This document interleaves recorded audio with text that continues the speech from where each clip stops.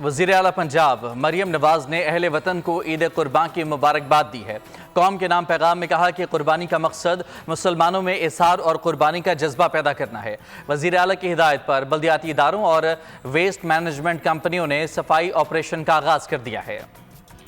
اللہ کروڑوں قربانیوں کے صدقے امت مسلمہ کی ہر مشکل ٹال دے۔ وزیر اعلیٰ پنجاب کا عید الاضحیٰ پر قوم کے نام پیغام۔ مریم نواز نے کہا کہ قربانی کا مقصد مسلمانوں میں ایثار و قربانی کا جذبہ پیدا کرنا ہے۔